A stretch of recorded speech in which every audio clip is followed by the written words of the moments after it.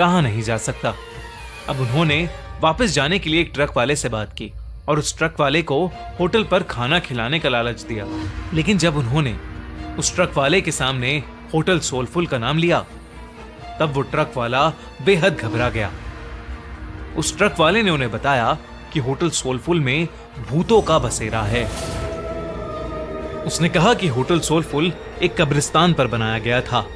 एक नहीं बल्कि 100 से भी ज्यादा भूत वहां रहते हैं और इसलिए वहां कोई भी नहीं जाता। पीयूष और विकास के साथ हुए हादसों ने उन्हें सोचने पर मजबूर तो किया, पर अमित भूत प्रेत और सुपर नेचुरल चीजों में नहीं मानता था। उसने ये बात रफा दफा कर दी और ट्रक ड्राइवर से कहा कि वो उन्हें होटल से थोड़ा दूर ही उतार दे। बहुत मनाने के बाद वो ट्रक वाला मान गया और वो तीनों जैसे तैसे होटल पहुंचे। देर रात हो चुकी थी और तीनों कमरे में आराम कर रहे थे। अमित भी लेटे लेटे अपने फोन से खींची फोटोज देख रहा था, लेकिन अचानक वो उठकर बैठ गया। ऐसा लग रहा था जैसे उसके होश ही उड़ गए हों। उसकी तस्वीरों में उनके ही कमरे में कई सारे बच्चे दिखाई दे रहे थे। वो बच्चे शायद जो उस होटल में बसे भूत थे। अमित के हाथ पांव ठंडे पड़ गए। उसने पीयूष और विकास को जब फोटोज के बारे में बताया तो वो तीनों बहुत घबरा गए। वो उस होटल के रिसेप्शनिस्ट को ढूंढते हुए नीचे आए, लेकिन रिसेप्शनिस्ट का नामो निशान ही नहीं था। वहां उन्हें वो बूढ़े चाचा बैठे हुए मिले। उन्होंने ये सब उन बूढ़े चाचा को बताया तो उस बूढ़े चाचा ने हंसते हुए कहा कि जब वो होटल के अंदर आए थे तो 4 आत्माएं तो उनकी गाड़ी के ऊपर ही बैठी हुई थीं। उन्होंने बताया कि होटल सोलफुल में पिछले 18 सालों से भूतों का साया था। जब से यह होटल बना था तब से यहाँ के भूत होटल में आने वाले लोगों को जिंदा वापस नहीं जाने देते। किसी के एक्सीडेंट्स करवा देते हैं तो किसी को आत्महत्या करने पर मजबूर कर देते हैं। फिर होटल की बालकनी की ओर इशारा करके उन्होंने बताया कि वहां देखो, वो सफेद कुर्ते में एक बूढ़ा आदमी खड़ा है। उस आदमी ने यहां होटल बनाने से मना किया था क्योंकि यह जगह कब्रिस्तान की थी।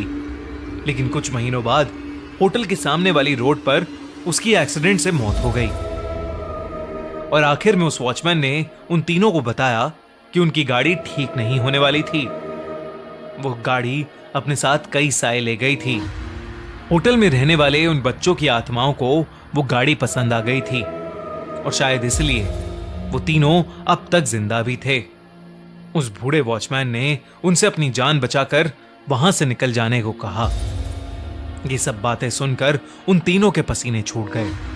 उन्होंने फैसला किया कि वो अभी की अभी होटल से निकल जाएंगे। वो तीनों अपना सामान लेकर निकल ही रहे थे कि तभी उन्हें वो रिसेप्शनिस्ट मिला। वो तीनों उसे धक्का मार के वहां से तेजी से भागे। हाईवे पर आकर वो लोग आगे जा रही गाड़ियों से लिफ्ट मांगने लगे, लेकिन कोई गाड़ी रुकने का नाम ही नहीं ले रही थी। तभी वो रिसेप्शनिस्ट उनके पास आया और हाफते हुए उनसे पूछा कि वो लोग भाग क्यों रहे थे।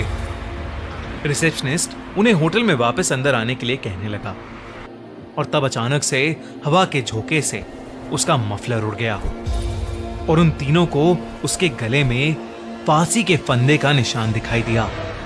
उन तीनों के पैरों तले जमीन खिसक गई। वो समझ गए कि शायद यहां सभी मर चुके हैं और कोई भी जिंदा नहीं है।